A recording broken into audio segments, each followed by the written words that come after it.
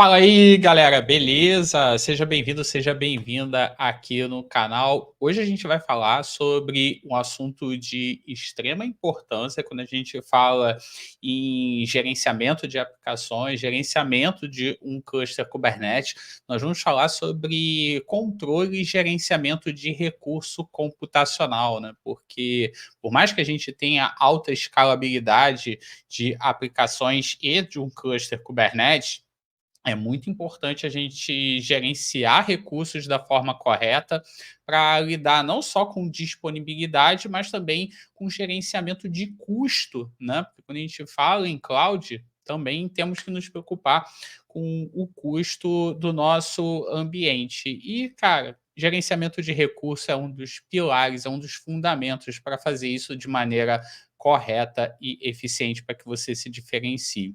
E além da gente falar sobre gerenciamento de recursos, a gente vai falar aqui sobre uma ferramenta iradíssima que combina inteligência artificial para trabalhar com gerenciamento de recursos.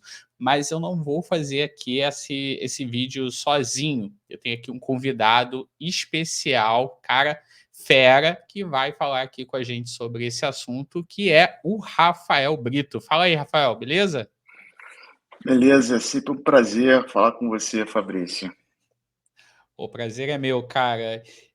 Obrigado aí por estar gravando aqui comigo esse vídeo aqui para o canal. Pô, tenho certeza que a galera vai adorar esse assunto, vai adorar essa ferramenta que você vai apresentar para a gente, porque quando a gente se encontrou, né, a gente se conheceu no KCD em São Paulo. Quando você falou comigo sobre essa ferramenta, assim, cara, eu falei, cara, que ferramenta irada, que potencial que tem. E eu tenho certeza que a galera vai ter o mesmo pensamento, certo? Mas antes da gente começar aqui, se apresenta aí, quem é você, Rafael? Beleza. Quem é você na fila do pão? O que que você faz? Onde é que você tá? Né? Conta aí um pouquinho pra galera. Beleza. A gente se encontrou no KCD São Paulo. Eu falei no KCD São Paulo, inclusive, acho que vale a pena a gente fazer a revisão do material que eu apresentei lá. Mas, primeiramente, eu sou Rafa Brito e eu trabalho com Kubernetes. Até brinco, num dos slides, meu primeiro Kubernetes em produção foi em 2016. Eu sou do Rio, como vocês podem escutar, mesmo sotaque que o Fabrício. De Niterói, mas eu estou muitos anos nos Estados Unidos, então de vez em quando sai a palavra em inglês, vocês vão me perdoar. Às vezes dou aquela gaguejada assim, qual é a palavra? Mas, e meu background é Kubernetes, e trabalhei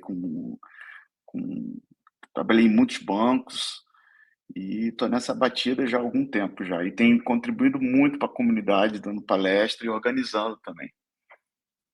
Show de bola, cara. Mas antes da gente continuar aqui e começar a falar sobre gerenciamento de recursos e falar sobre a Stormforge, né, que o Rafa vai apresentar aí para a gente também.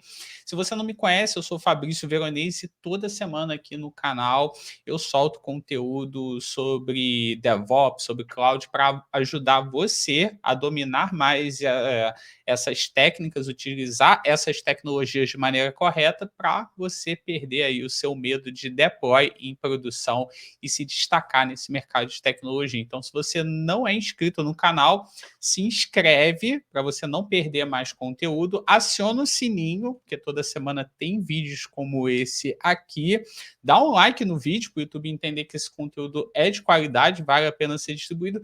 E se você quiser saber mais sobre DevOps, Cloud, onde eu vou conduzir você nessa jornada, aí embaixo na descrição tem um link para você preencher um formulário e a gente entra em contato com você para falar sobre a formação DevOps Pro, o meu treinamento onde eu ensino você Docker, Kubernetes, Pipeline, CI/CD, observabilidade, são mais de 150 horas de conteúdo para ajudar você a ter a base necessária para trabalhar com DevOps, com Cloud, porque essa ferramenta que o Rafa vai apresentar ajuda muito, mas é importantíssimo você ter os fundamentos. E lá no DevOps Pro eu ajudo você a ter essa base. Então, quer saber mais? Link está aí embaixo. formulário, você preenche e a gente entra em contato com você. Bom, Rafa, vamos lá, cara. Que você vai apresentar para a gente aí? O que essa tal de Stormforge, o que vocês fazem aí, brother? O que a gente faz? Eu sou obcecado em otimização de cluster e controle de custo, e como eu trabalhei muitos anos como gerente de plataforma, eu também sou obcecado em resolver ou descobrir problemas de performance. Primeiro você tem que descobrir o problema e depois resolver, né?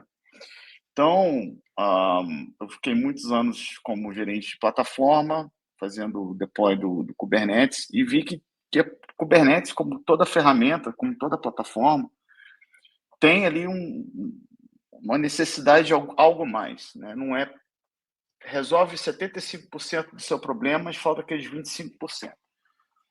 E um deles, né, já falando sobre meu background, eu estava no City e eu escrevi, eu fiz um blog, está em inglês, depois eu vou passar os links, a gente bota aí na descrição, né, eu vou dar o link do meu LinkedIn também, e aí a galera que quiser se conectar, fiz um blog de como eu fiz um monte de falhas como gerente de plataforma no Citigroup, né, que era em 2016, né, cara, o conhecimento de Kubernetes era muito incipiente, né?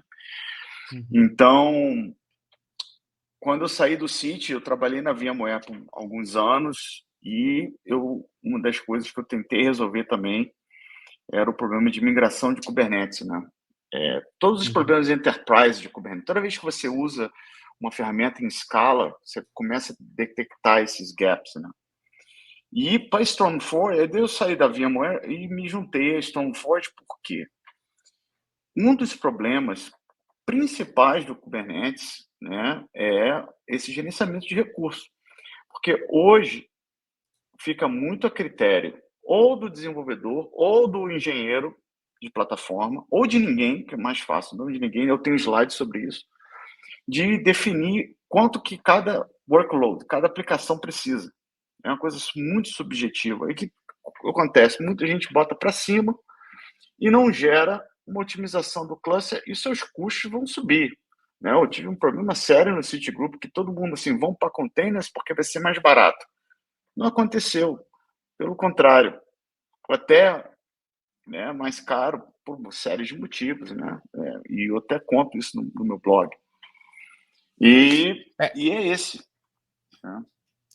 Não, cara, eu falo isso muito eu falo aqui no canal e falo também para os meus alunos e para as minhas alunas, é que assim, hoje você conhecer em Kubernetes é importante, né? Você saber trabalhar corretamente com Docker, com Kubernetes é importante.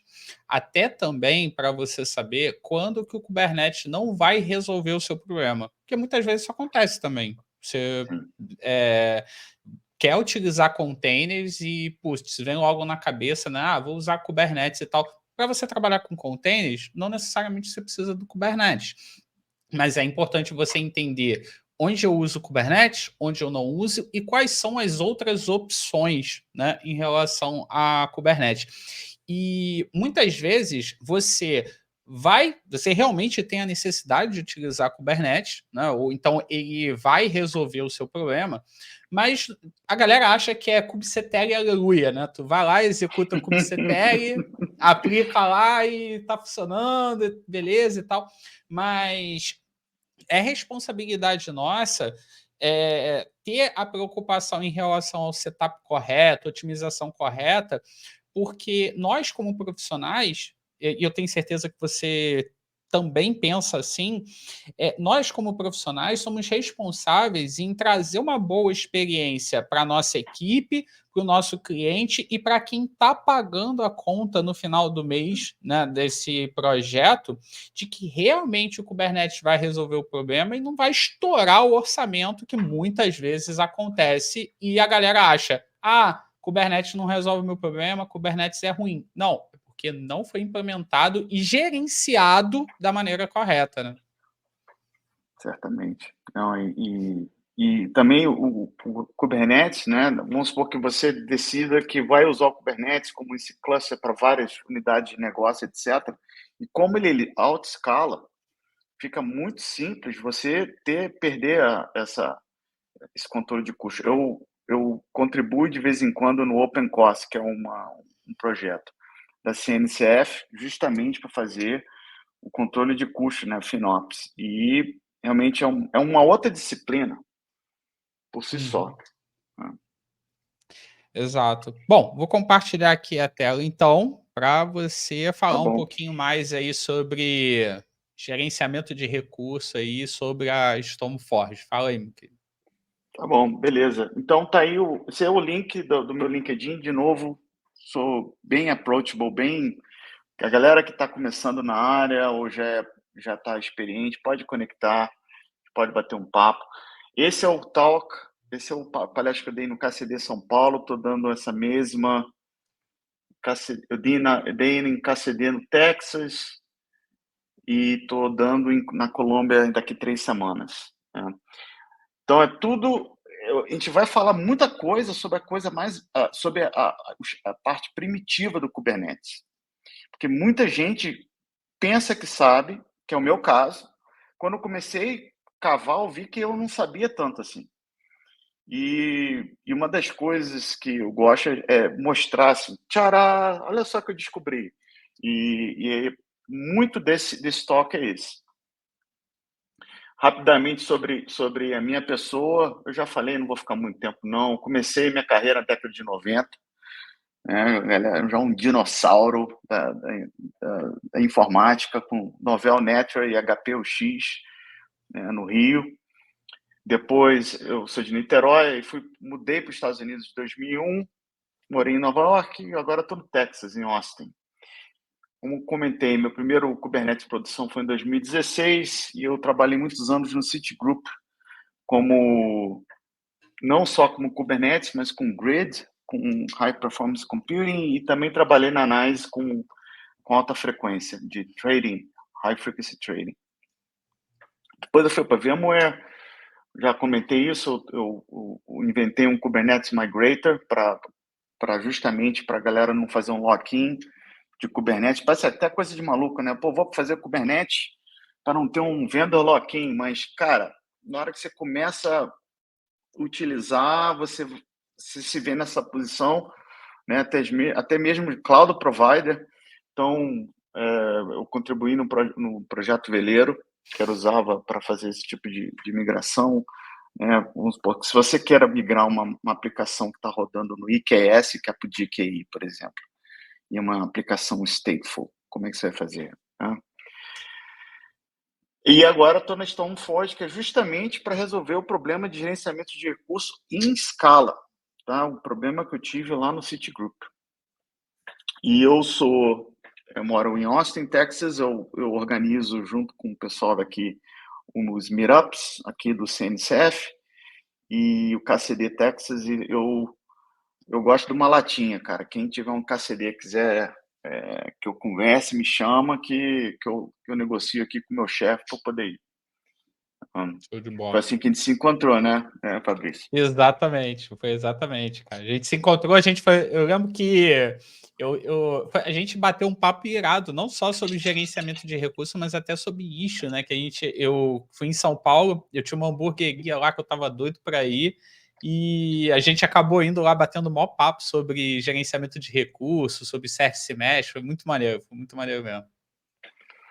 A gente conversamos sobre DevOps. Aí, você é o quê? Você é DevOps? Cara, hoje eu tô Dev, mas eu era Ops lá na NICE, etc.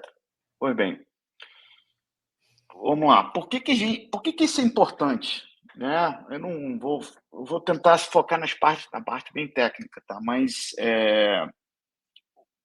o gerenciamento de recursos é importante para esses 3 pilares. Um é essa questão do problema de performance e confiabilidade. Quando você não dá o que a aplicação precisa, você não vai ter uma resposta, e às vezes acontece silenciosamente. A segunda é essa: a maioria das pessoas dão mais do que a aplicação precisa, porque na dúvida, você tem uma aplicação web, um web service, né? Bota aí, bota aí meia CPU, bota uma CPU. Estava rodando numa máquina virtual com uma CPU, duas CPUs, então o container precisa de mais ou menos isso pela metade. Só que às vezes não é isso. Eu vou mostrar isso acontecendo, né? E em casos corporativos, né? Isso é uma outra conversa também de ter um multi-tenancy ou um single tenancy, né? Mas no ambiente corporativo você vai acabar tendo clusters grandes sendo compartilhados ou seja, dentro da mesma unidade de negócio, mas muitas aplicações, ou pior, que era o meu caso no Citigroup, que eu tinha várias unidades de negócio usando o mesmo cluster. Então, você tem, na hora que você dá exatamente cada um precisa ou paga, você tem esse correto, esse good citizens, né? Tem bons cidadãos, nem sei se é isso esse plural, mas tudo bem, no cluster. Faz sentido, Fabrício? Sim. Não, total, cara, total. Tu falou uma parada aí que, assim, eu acho que é a máxima, não só de Kubernetes, mas sobre questão de qualquer recurso computacional, né? Eu tô na dúvida de quanto eu preciso, bota um valor ali exorbitante de recurso que eu sei que vai sobrar. Mas quando a gente fala isso em cloud, né? Isso daí é um custo adicional, porque você está pagando por algo que você não está utilizando. Não que isso num ambiente de data center, um ambiente mais tradicional, também não seja um problema, porque você tem um recurso lá que você não está Sim, utilizando. Mas na nuvem, você acaba que está pagando, o teu taxímetro está lá rodando, né, por algo que você sim. realmente não está consumindo. Você está literalmente botando dinheiro no ralo. Sim, e que a gente tem visto muito na Stormforge, que tá até mesmo é quase um papel educacional que a gente faz dentro das corporações. A pessoa, a entidade que define meia CPU, uma CPU, às vezes ela não está responsável pelo pagamento final da conta. Então, Uhum. com grandes empresas, você tem essa separação de papéis e fica pior o problema, porque a pessoa Uhum. realmente não é motivada a definir esse recurso, né? Não, perfeito. Show. Pois bem, vamos aos básicos aqui. Kubernetes, CQA, que nos Estados Unidos fala 101, né? O curso 101. Então, o que é request e o que é limits, né? Então, a maneira mais simples para entender que request, quando você define request, é o mínimo que você vai estar dando para a aplicação. E no caso, a aplicação é container, você dá no nível do container, você não dá no nível do pod. Muita gente se confunde com isso. Uhum. Tá? Limite é o máximo. E, de novo, você dá por container. Vai eventualmente fazer mudanças no Kubernetes, você pode botar limites a nível de pod, mas para toda essa conversa aqui é nível de container, tá? Então eu botei aí no exemplo na tela, né, um YAML bem básico, né? Você está aí pedindo nesse container aí, você está pedindo, preciso de 250 millicores e um limite de 500 millicores, né? O que é legal, Kubernetes, né? Que ele gera essa coisa primitiva que é millicores e fica mais simples de você definir. Né? E eu vou ter um outro slide explicando como é que isso se transfigura realmente debaixo do capô.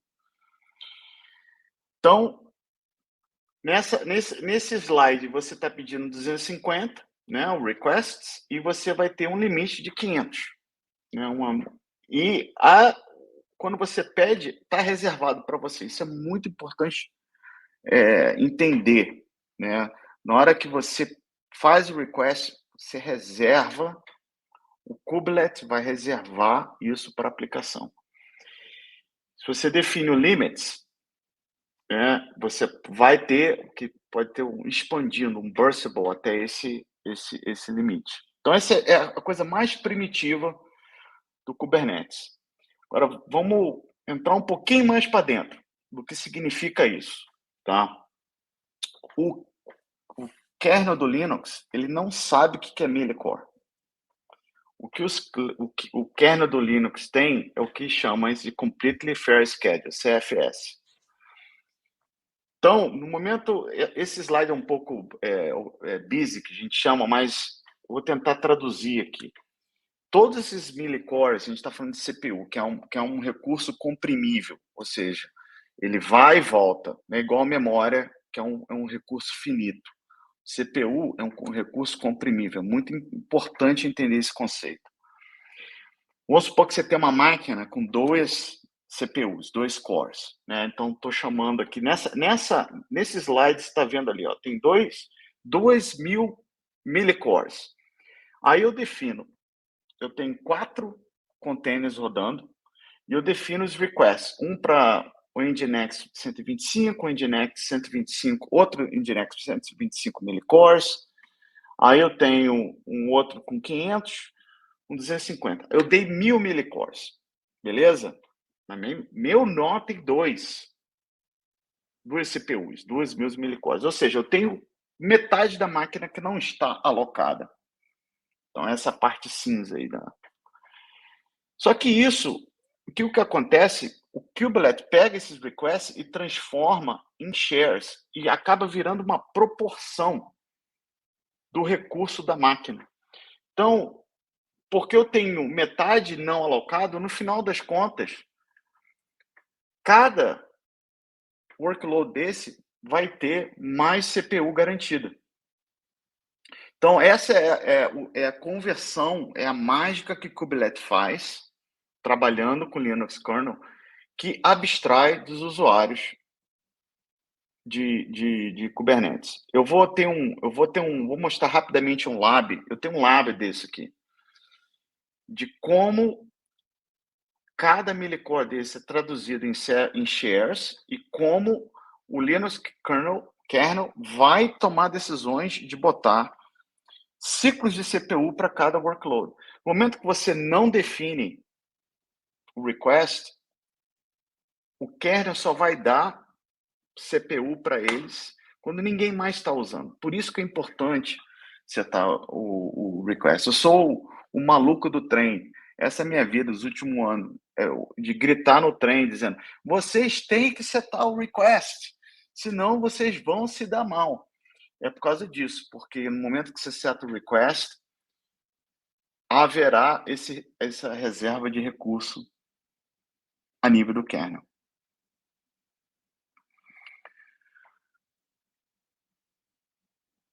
Perfeito, cara.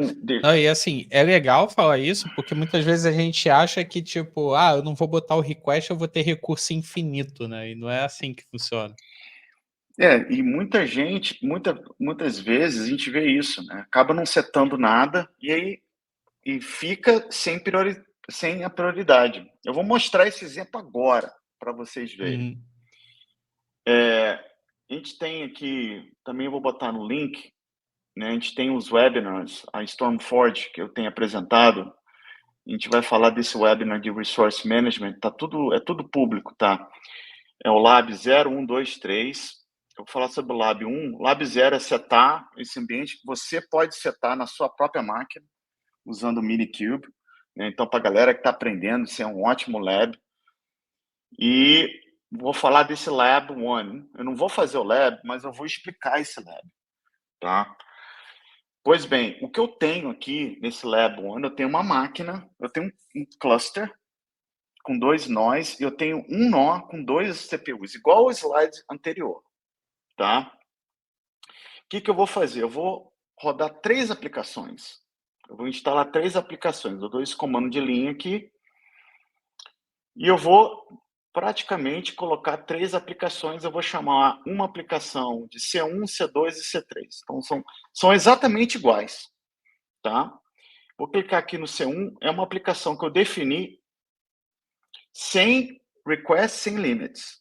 Tá? Não há nenhuma... Você não precisa definir. Né? Kubernetes fala assim, cara, se você não quiser definir, deixa e a gente dá um jeito. Então, essa aplicação C1, ela não tem. Tá? Elas todas vão rodar esse programinha chamado Resource Consumer da Google, que você praticamente injeta utilização. Então, isso que a gente vai fazer.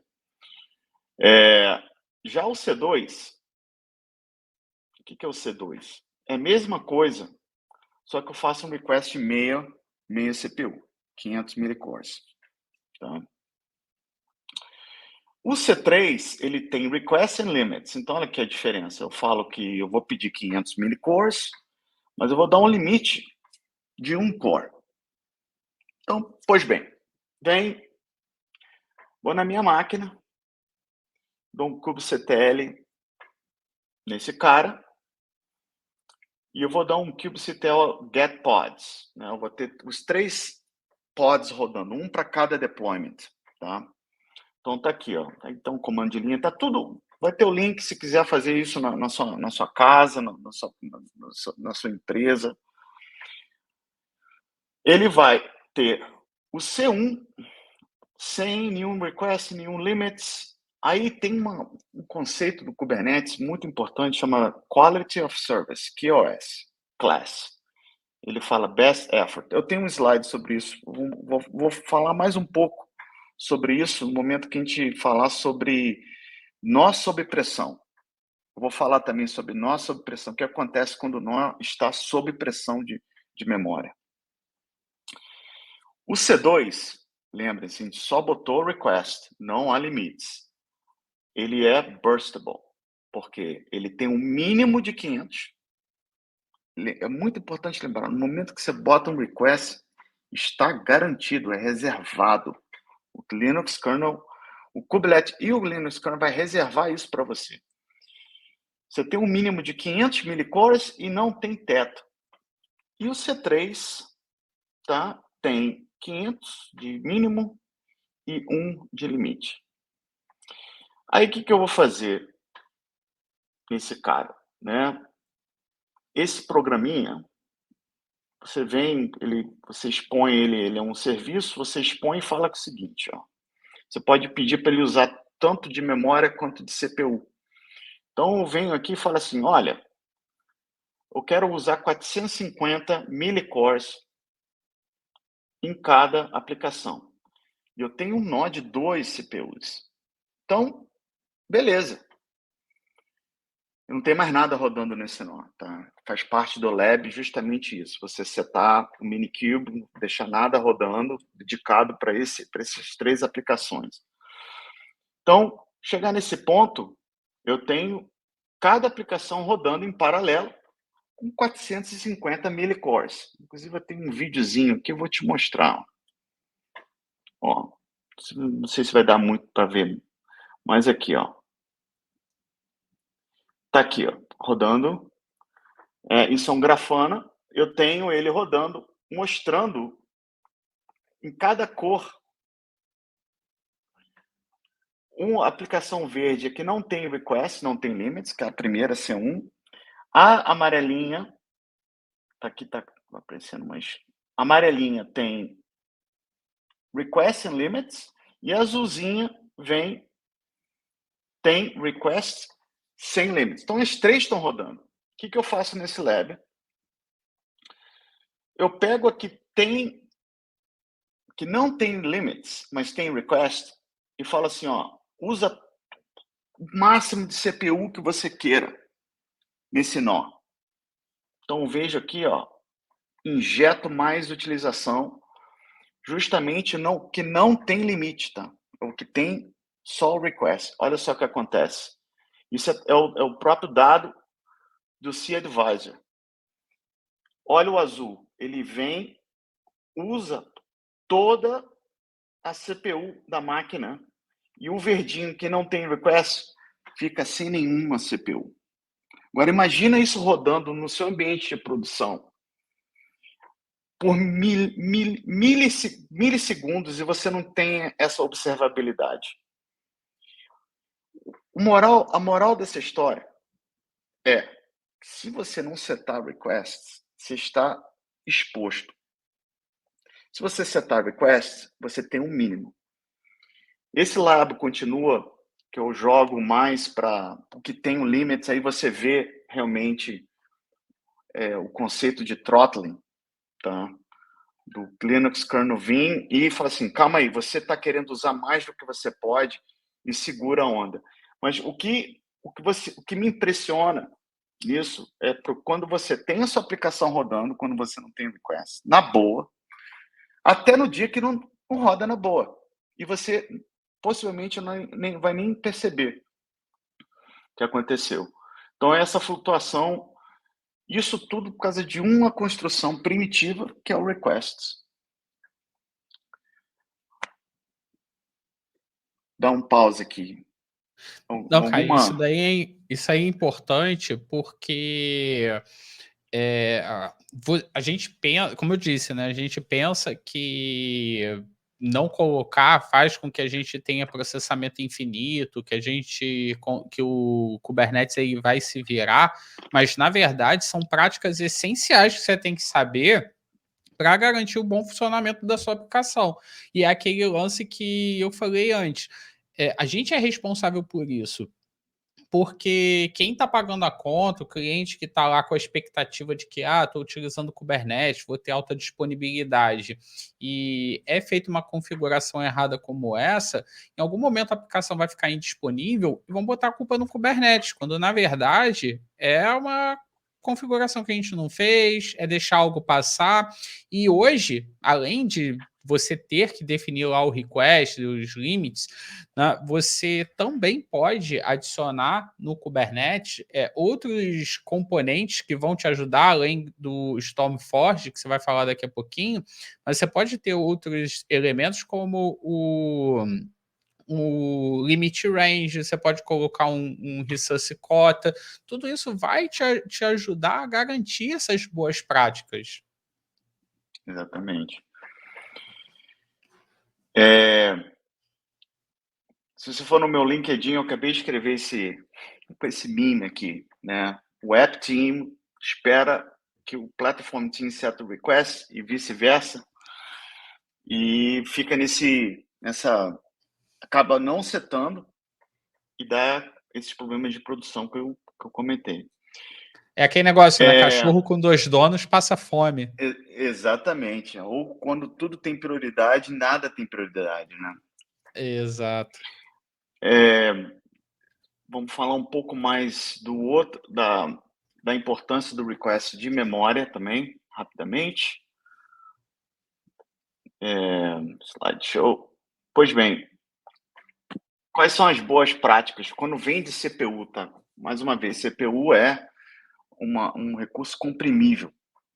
Então, tem uma guerra religiosa aí de setar limite de CPU ou não. Tá? Eu, quando vim de Citigroup, eu achava que todo mundo tinha que setar CPU de limite. Depois que eu fui aprendendo como a importância do request, a importância do CFS, hoje, a minha opinião, se você tiver os requests muito bem setados, a gente vai mostrar isso usando o Stormforge, você não precisa de CPU limite de CPU. Tá? Então, esse é o ponto negativo do CPU, limite de CPU, porque às vezes você tem muito recurso da máquina que você pode dar para suas aplicações e por causa do limite as aplicações são feitas throttle e você acaba deixando dinheiro na mesa, tá? E acaba gerando também latência. Teve um bug no kernel uns anos atrás que gerou mais ainda a latência. E, claro, tem as vantagens de você usar o limite CPU, que você evita que uma aplicação tome toda a CPU da máquina, como eu mostrei naquele exemplo do lab. Mas, de novo, se você setar os requests, né, você vai ter um resultado determinístico. Eu vou mandar também o link desse material. Tem um talk no KubeCon de Detroit 2022 que eu recomendo. Aprendi muito, tá? Vendo esse talk justamente sobre essa conversão entre millicores e shares de CPU. Pois bem, e o Kubernetes nessa história toda? Então, deixa eu botar aqui de novo, nem sei por que eu tirei o slideshow, mas não. Kubernetes, ele gerencia o recurso do nó, ele descobre quanto tem de CPU e memória no nó e faz essas conversões E eu falei um pouco dos QoS, né, do Best Effort, do Burstable e Guaranteed. Então, o kubelet, quando você schedula um pod, né, o pod, o kubelet começa a rodar esse pod, ele vê os request limits de cada pod e determina. Se não há request limits, ele fala que é best effort. O que significa? Se eu tiver recurso nessa máquina, eu dou. Se não, não vai ter. Burstable é quando você tem pelo menos um container, isso é muito importante, pelo menos um container do pod tem algum request. Ou seja, você garantiu um mínimo ali, mas ele pode burst até o tamanho da máquina, né? Que foi o lab que mostrou que ele pegou o resto da CPU. E o terceiro QoS é o Guaranteed, que também muita gente confunde isso. Guaranteed é quando você tem o request limits de cada container setado e eles têm exatamente o mesmo valor. Tá? Então são. E para que é tão importante esse QoS? O QoS ele vai ser determinístico quando o nó está sob pressão. Tá? Mais de memória.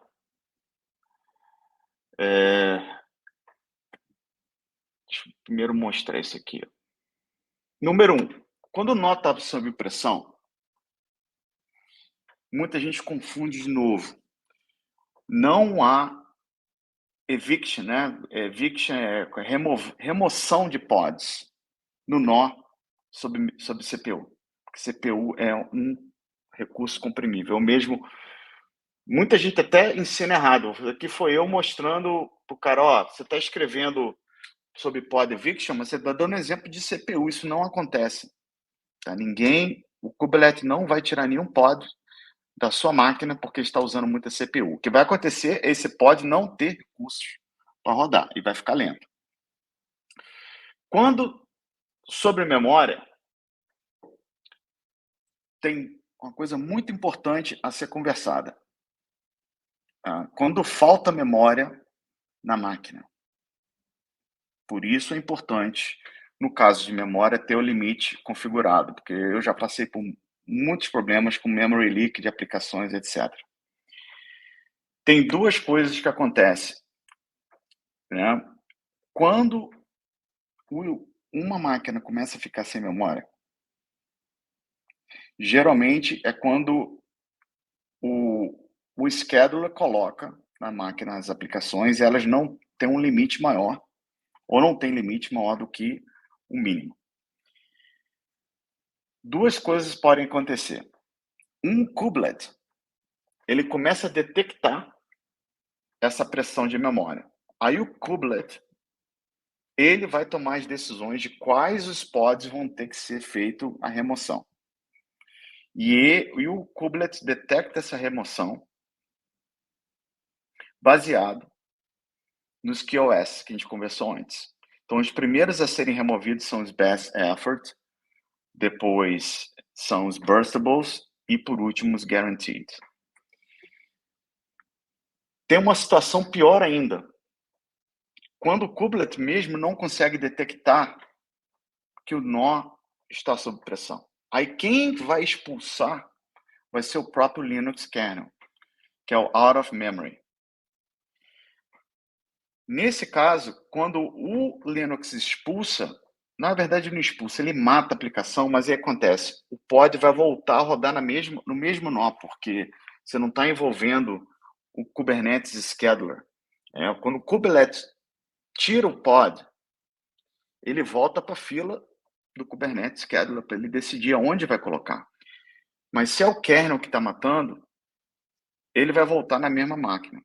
Só que aí o kubelet faz uma integração com o próprio out of memory, o 1, que a gente chama, né? E também vai expulsar usando essa lógica do QoS.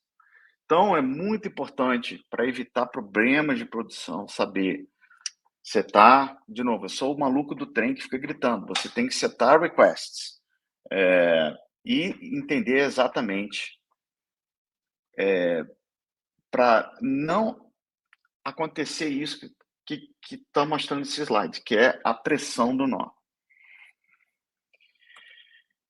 Agora, para terminar, os internos do Kubernetes. Os internos. Agora, como é que o nó vai ter sob pressão? Quem é que define as minhas aplicações rodando no nó? É o tal do scheduler do Kubernetes. Uma outra coisa que as pessoas confundem muito. O scheduler, ele toma a decisão em colocar os pods em cada nó. Essa é a função do Kubernetes Scheduler. Na hora que você bota uma aplicação para rodar no Kubernetes, o scheduler vem e vai procurar um nó para rodar aquela aplicação. E como é que ele faz esse movimento casado? Ele olha os requests que você definiu. Com os requests, de novo, é o mínimo. Ele tem uma lista de nós, sabendo quanto que tem de espaço em cada nó, ele faz um score e aloca. Por default, o scheduler vai colocar sempre no nó mais vazio. Isso é bom e isso é ruim. Isso é bom porque vai garantir que não vai ver essa densidade alta, vai ter bastante CPU, memória, etc. O ruim é que você vai acabar tendo vários nós, em teoria, vazios. Isso vai gerar um custo para você. Então, você pode configurar o scheduler, por exemplo, de acordo com sua distribuição, se você quiser colocar list allocation ou most allocation. Tá? Mas o que é importante é que ele usa o request, ele não está nem aí para os limites para tomar essa decisão. E por isso que chama burstable, porque no momento que ele coloca ali só os requests e você pode usar mais do que você tem, pode ocasionar essa pressão no nó. Tá? Então, isso aí é um pouco mais avançado, essa definição, mas mostra como funciona, no final das contas, o Kubernetes. Se você quiser usar ferramentas um pouco mais avançadas, que a gente pode um dia falar, que é o Carpenter, por exemplo. Tá? O Carpenter, no momento que ele faz essa integração com o Scheduler, ele vê onde que está faltando recursos, ele soma os recursos e gera um nó baseado nesses recursos que estão pendentes. Eu sei que é muito, então vou dar um pause aqui. Faz sentido isso que eu estou falando? Não, cara, é importante a galera ver, né, essa importância e assim, cara, já fica o convite aí para você vir falar do Carpenter também. Beleza. E tem uma perguntinha que eu acho que eu ofereci R$50 no KCD São Paulo, ninguém ganhou. Mas aí como eu vou fazer a pergunta e vou responder ao mesmo tempo. Se o Kube Scheduler usa o request para definir onde que está o pod, onde que o pod vai rodar em qual node, qual nó, como é que ele define para os pods que não tem request? O que ele faz? O usuário não setou. É o caso daquele outro exemplo, C1, né, que eu não defini. Como é que ele vai definir se ele precisa do request? A resposta é que valia R$50, cinquentinha, é que está hard-coded, está escrito dentro do código do scheduler, que ele assume que a aplicação precisa de 100 milicores e 200 MB de memória. Então, ele vai lá, não tem request, vou assumir que esse cara precisa 100 milicores e 200 MB de memória e joga em qualquer nó que esteja isso. Agora, imagina, você tem uma aplicação que consome muita memória, você sabe que consome muita memória e você não seta nenhum request. O scheduler vai pensar que é só 200 MB. Olha o problema. Então, mais uma vez, maluco do trem, você tem que setar os requests. Porque ele pode acabar colocando num nó e aí estoura a memória, vai começar a remover os pods de lá, aí pode cair provavelmente esse pod, na verdade, aí vai ser um dos primeiros a ser eliminados, né? Porque ele não tem nada. É o best e aí ele vai cair num outro nó para ser executado, que pode estourar também, e aí vai ficar pipocando entre uma porrada de nós e não vai ser executado. É isso mesmo. E aí? E aí, na hora que der um problema de produção? Qual a pergunta principal, né? Aí eu volto no meme que eu botei aqui, ó. Ó o Spider-Man, um apontando para o outro. Você não quer isso na sua vida, cara. Eu não Então, se quero, você é velho. desenvolvedor, eu penso, né? Eu fui engenheiro de plataforma, né? Hoje eu sou desenvolvedor, mas eu era responsável pela plataforma no City. A Stormforge está aí para isso, tá? Para definir esses valores para você com machine learning. Mas no final das contas, você como desenvolvedor, você tem que saber quanto que a sua aplicação usa e ter uma conversa com o pessoal de plataforma também sobre Uhum. isso. Não, e assim, cara, eu falo isso muito pra galera aqui do canal e também, putz, mais ainda para os alunos, né? Quando eu faço os encontros com a galera semanalmente, você montar hoje um ambiente de desenvolvimento que tenha, né, esse tipo de ferramental que monitora consumo e tudo mais, é fácil, cara. Você com É, Docker Compose, com Dev Container, cara, você consegue, na hora que você está desenvolvendo sua aplicação, subir um Prometheus ali para monitorar o sim, consumo ali da tua aplicação naquele momento. Tu consegue rodar um teste de carga ali na sua máquina para você mensurar isso. Cara, você consegue ter um Grafana com o mesmo dashboard que você mostrou, né, sim. rodando local no teu ambiente de desenvolvimento para você ter essas métricas. Assim, não é motivo hoje para você não ter consciência do consumo da sua aplicação no momento de desenvolvimento, porque hoje é muito fácil subir isso. Exatamente. E, assim, é até legal você saber os internos da sua aplicação, até mesmo como ciência da computação também, né? Uhum. De saber as métricas, etc. Bem, nesse material ainda fala, né, outras primitivas para ajudar. Você já comentou, né? Tem primitivas para você usar, né? Como gerente de plataforma, você pode definir requests, default requests and limits, né? Você pode fazer o limit range também, você define o quanto que cada aplicação pode ter, assim, de no mínimo isso, máximo isso. Por exemplo, o default request, como está na tela, né, o que acontece? O que é o default request? Se o desenvolvedor não colocar o request, ele vai vir com default. Tá? E um dos labs é justamente esse, que você configura um default, depois você troca esse default, aí você pensa, então todos os pods vão automaticamente pegar o new default? Não, não. Na verdade, você tem que matar os pods para ele pegar o novo default. E eu passei por isso no Citigroup, tá?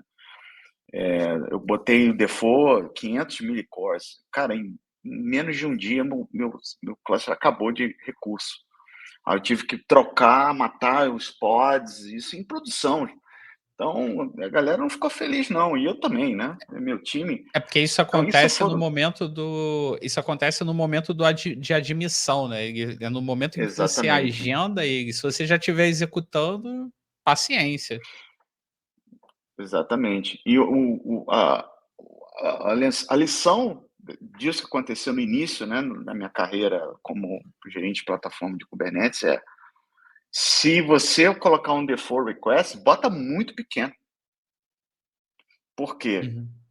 Vai garantir alguma coisa para a aplicação, mas não vai, a aplicação não vai ficar sentada em cima de uma enormidade de CPU, por exemplo, fazendo nada. Por exemplo, eu rodava um Apache, um Tomcat Apache, era sem fazer nada, era 10 milicores, 8 milicores, 5 milicores. Eu dava default de 500, depois foi para 250, depois foi para 100. Como é garantido, aquele container ficava sentado na máquina, garantido 100 milicores usando 8 milicores. É, Né? não, Então, faz sentido. usa, dá pequenininho, que assim motiva a galera, né? Se der algum problema de performance, né, galera? Aí eu falei assim, cara, você tem que setar um default, um request para você.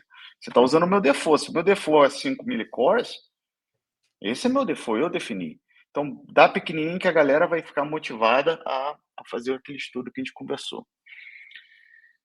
Tem um resource quotas também, que você dá por namespace, né? Se você tiver um cluster muito grande, você vem e define para cada namespace qual é o máximo que cada namespace vai ter de memória, de CPU, número de pods, etc. É muito legal, então dá uma olhada nisso. Quem toma conta de clusters grandes em ambientes regulamentados, conversa na equipe, começa a setar isso, que evita muito problema. Tem um lab sobre isso, não vou falar sobre esse lab.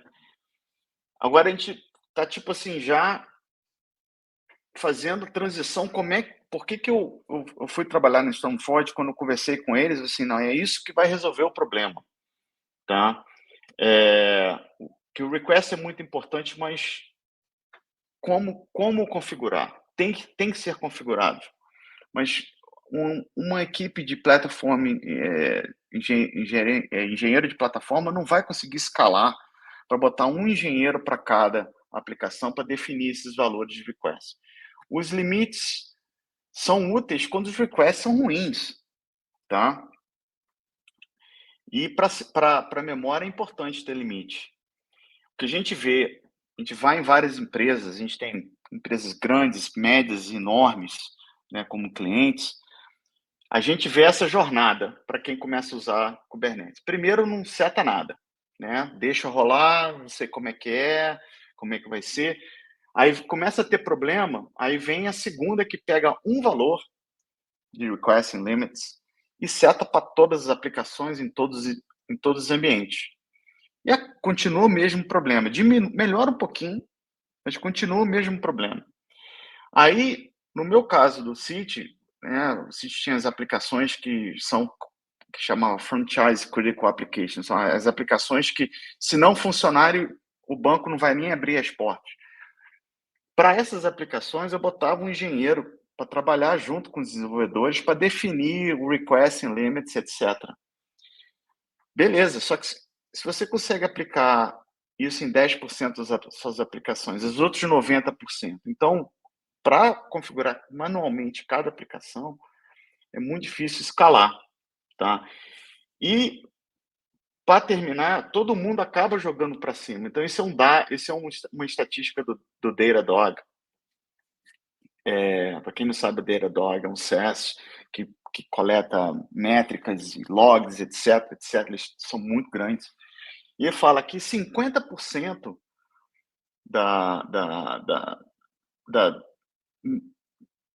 esse gráfico praticamente fala o seguinte, que a grande maioria dos containers rodando usa só um fragmento do que eles estão precisando. Então, é muito dinheiro jogado fora. Eu vou mandar esse link também para usar a gente, mas antes de dar esse link, etc., eu vou mostrar o que a nossa aplicação faz propriamente dita, tá? Ver se eu tenho aqui, ó. Quando você vem, clica, é um agente que você instala no seu cluster usando Helm chart. É um agente super leve, precisa tipo 200 milicores e 500 MB de memória para um cluster bem grande. A gente tem clusters enormes rodando. No momento que você instala esse agente, você se cadastra lá no UI, você vai ter um acesso assim, tudo que você vai ver nessa UI, você consegue pegar via API também. Então, nesse caso aqui, eu tenho um tenant com dois clusters. Tá? Um que é otimizado, já feito otimização pela gente, e não otimizado. Você vem, tá lá, se cadastra, bota seu e-mail, não precisa cartão de crédito, não precisa nada. Instala o agente, em 2 minutos, você já tem essa visão aqui. Tem que abrir para falar HTTPS e uma URL, se você tiver um proxy. E já vai mostrar, basicamente, essa visão aqui, ó. Ó, você tem o total de, nesse caso, né, você tem 21 cores, você pode fazer exatamente a mesma coisa com 17 cores. Você vai salvar esse valor por mês. A gente dá um valor arbitrário, né, uma média entre os cloud providers aí. Você tem essa mesma visão pelo cluster. No caso, vamos ver o não otimizado. Nesse cluster aqui, por exemplo, ele tem 13 cores, mas ele podia rodar tranquilamente com 9 cores. Tá? E como é que ele chega a essa conclusão? Porque esse agente ele vai produzindo métricas, se é device, métricas bem parecidas com Kubernetes State Metrics, né, KSM, joga para o nosso SaaS, aí tem o machine learning que ele pega esses dados e gera uma recomendação. E essa recomendação tem o request, limits, e se você quiser aplicar essa recomendação, ele gera um patch. Vou mostrar exatamente do que eu estou falando. Vou pegar um serviço aqui. Essa aplicação, por exemplo, que a gente está rodando aqui, é o famoso Hipster Shop, ou Google Shop. Tem vários, cada serviço aqui escrito em uma língua diferente, tem Java, tem Python, tem Go, então a gente usa essa aplicação para mostrar. Vou pegar esse cara aqui, o Ad Service, por exemplo, já está rodando já há um tempão. E a gente dá essa visualização no qual quanto que você está usando, quanto você está pedindo e quanto você está gastando de dinheiro. Tá? Então, nesse caso aqui, a aplicação tem uma cópia dessa aplicação, uma réplica, você consegue ver na tela. Aí dá o P95, o P75, o P50, né? O P95, o P75, ou seja, 95% das vezes ele usa no máximo 0.2 milicores, mas você deu um core para essa aplicação. Então, ou seja, ela está sentada em cima desse recurso sem ninguém usar e você pagando por isso. A gente pode dar uma olhada com mais visualização, como é que tá. Aqui, ó, vou pegar um select a container. Você pega por container, aqui, ó. Deixa eu pegar por um dia. A gente tem um load average aqui, tá rodando, ó. E a gente está recomendando, olha aqui, ó, exatamente o que você precisa. É um algoritmo que usa time series. Ele tem até predição de sazonalidade também. Quanto mais dado você tem, ele já consegue prever que esse workload ele precisa mais em determinados momentos do dia ou determinados dias da semana. E se você tiver dado do ano todo, já começa a fazer essa sazonalidade do ano, ou seja, chega no Black Friday aí, começa a dar mais, calcular baseado nisso. Então, nesse caso, o nosso recommended request é 231. E você está pedindo, o usuário está pedindo um CPU.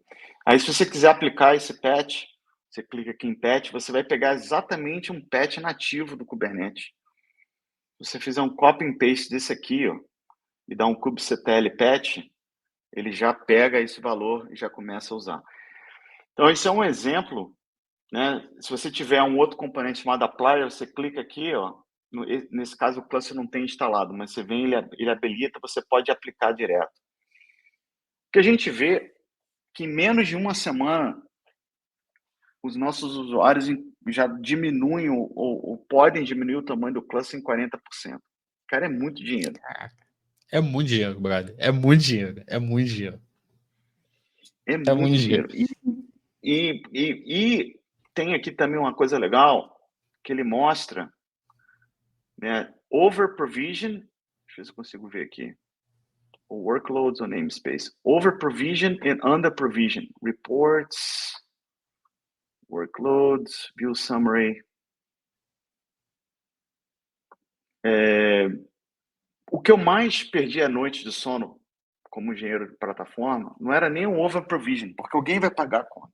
Seja meu BU, seja alguém BU, ou posso falar assim, cara, você tem que ter um sistema de controle de custo melhor para poder motivacionar a galera usar menos. Mas o que eu perdia sono mesmo era o de performance. que você consegue ver o que estão under provision, está tentando, porque eles mudam a UI, os que tem pouco request e poderiam ter mais. E que você realmente está com problema de performance. Então a gente vê muito isso. A maioria é over provision, né? Que tem mais do que tem menos. Mas, cara, você num clique, você chega aqui no cluster, esse aqui que já está otimizado, usando a mesma ferramenta, a gente tem esse index aqui, ó, 99%. Basicamente, é um index que a gente usa dizendo você está 99% eficiente. Por quê? Você está usando, 99% dos casos, você está usando exatamente o que você está pedindo. Então, você vê aqui, ó, exatamente o que a gente calcula. Por default, a gente calcula uma vez por dia, mas você pode calcular uma vez por hora, etc. Ainda mais a galera que usa sazonalidade. A gente tem um exemplo da galera que chega na hora do almoço, precisa mais CPU. A gente fala, sem problema, chega, gera uma recomendação uma hora antes do almoço, que a gente já vai saber que durante o almoço vai precisar mais de CPU, aplica o patch, e depois você reaplica um patch depois do almoço que vai ter menos CPU. Então, ele segue exatamente essa questão.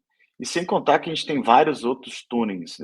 Você pode falar para o machine learning, eu quero que esse workload seja mais savings, ou seja, ele vai ser mais agressivo no cálculo de CPU e memória. Ah, não, isso aqui é mais produção, você vem confiabilidade, então, ou seja, vai ser mais conservador. O default no meio, né? A gente pode chegar aqui, ó, define quantas vezes você vai gerar essa recomendação, faz um schedule, auto-deploy, que já gerou a recomendação, já aplica. Isso aí é muito bom. Tem cluster de desenvolvimento que a galera deixa rodando lá os Hello World da vida, cara, que a gente consegue reduzir 70% o tamanho do cluster. Por quê? A gente fica lá deixando as aplicações, a gente bota auto-deploy logo de cara nesses clusters que não vai gerar nenhum problema de produção e ele diminui muito o tamanho, né? Cara, é E muita coisa, cara. É muita coisa. muita coisa. Para terminar, a gente faz HPA também, né? Isso aí é uma coisa que muita gente não Uhum. faz, que faz a dimensão tanto no tamanho dele, que é vertical, como horizontal. Uhum. E, Cara, cara, quem fantástico. quiser usar isso, me chama no LinkedIn. Eu fico feliz em entrar num call, mostrar, e etc, etc. E também a gente pode ver com HPA, com Carpenter, a gente faz integração com isso tudo. Com Keira Cara, também, muito bom. não, maneiríssimo, cara. E assim, o legal é que a ferramenta, além de mostrar sugestões, né, mostrar quanto que você pode economizar, ela te dá a possibilidade dela mesma aplicar, né, cara? Você aplica lá e ele resolve para você, ajuda, né, você nesse processo de customização, cara. Fantástico, cara, fantástico. Tenho certeza que a cabeça da galera aí explodiu, né? Dê um feedback de vocês aí embaixo nos comentários. Pô, procura aí o Rafael também para conhecer mais sobre essa ferramenta que, cara, com toda certeza, eu tenho certeza absoluta, né? Quanto que você falou, Rafael, que normalmente a galera consegue economizar aí com curso da Kubernetes? 40%.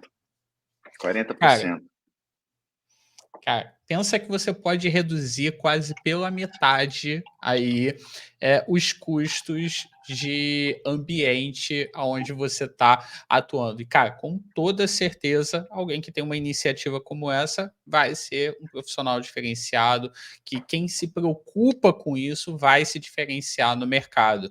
Porque uma pessoa que entrega valor ali com o mínimo, né, de recurso, né, consegue se diferenciar. Quer dizer que você vai sempre trabalhar ali no limite? Não, mas significa trabalhar de forma inteligente, que significa sem desperdício. Ainda mais nos dias que a gente está hoje, que, cara, não dá para desperdiçar recurso, porque né, recurso é dinheiro, dinheiro é custo e por aí vai. Né? Então, cara, eu tenho certeza que esse conteúdo aqui é muito importante. A ferramenta, a Stormforge, ela é uma ferramenta que faz toda a diferença. Cara, dá uma escaneada aí, entra em contato com o Rafa que, com toda certeza vai te ajudar. Sim, Rafa e até para eu não uhum. sou sales, eu não sou field, na verdade eu que desenvolvi os componentes, os controles do agente e do applier, mas para mim é sempre um prazer trabalhar com a galera Brazuca, né, então pode entrar em contato, se não for eu que for ajudar, pelo menos eu faço a introdução e a galera vai ajudar vocês salvarem dinheiro e entenderem melhor o Request Limits. Show de bola, meu querido. Cara, muito obrigado aí pela sua participação, cara. Cara, ferramenta fantástica, você já tinha me falado, eu vi um pouco, mas assim, vendo mais detalhes, cara, assim, fantástico, faz muita diferença num dia a dia de produção, e eu tenho certeza que a galera curtiu aí também. Manda aí o seu recado final aí pra galera pra gente encerrar e, pessoal, muito obrigado aí também por estar aqui assistindo com a gente. Não, é sempre um prazer. Eu vou estar no KCD Porto, KCD Colômbia. Infelizmente, não vou poder estar no KCD Floripa, mas vou estar na KubeCon. A gente vai ter um booth lá. Pode passar. Ano passado, eu falei com um monte de empresa brasileira. Algumas se interessaram muito. A gente fez um POC bem legal. E qualquer coisa, cara, de Kubernetes. Eu vou finalizar com uma coisa que eu adoro sobre Kubernetes. Hum, Kubernetes não se preocupe se você se depara em coisas que você nunca viu ou vocês não sabem. Isso é normal. Eu trabalho há 6, 7 anos com Kubernetes. Hoje mesmo eu estava tentando ver sobre um conceito que eu pensei que sabia, mas não sabia. Então, quem está começando, quem está no meio, quem está no final, é normal não saber. E, e sempre está procurando saber. Esse que é o mais importante. Então, um grande abraço aí para a comunidade. Valeu mesmo. Fabrício, e conte comigo para qualquer outra coisa. show de bola, cara. Obrigado aí pela sua participação aqui. Eu tenho certeza que ajudou a galera a entender mais sobre gerenciamento de recursos. Eu aprendi bastante aqui, revisei também conhecimento. Cara, adorei a ferramenta. E, galera, deem um feedback de vocês aí, comentem aí o que vocês acharam, se esse conteúdo ajudou vocês. Entrem em contato com o Rafa para entender mais sobre a Stormforge e não deixa também de dar um like no vídeo para o YouTube entender que esse conteúdo é de qualidade, vale a pena ser distribuído. Dá um like aí no vídeo, né? Como eu disse, não deixa de se inscrever no canal, porque toda semana tem conteúdo aqui. E aqui embaixo tem o link para você preencher o formulário. A gente entra em contato com você para falar mais sobre a formação DevOps Pro. É o meu treinamento onde eu conduzo você nessa jornada para você aprender mais sobre Kubernetes, sobre Docker, sobre construção de pipeline e utilizar as principais ferramentas de DevOps e de cloud do mercado, certo? Pessoal, muito obrigado aí, um abraço, valeu!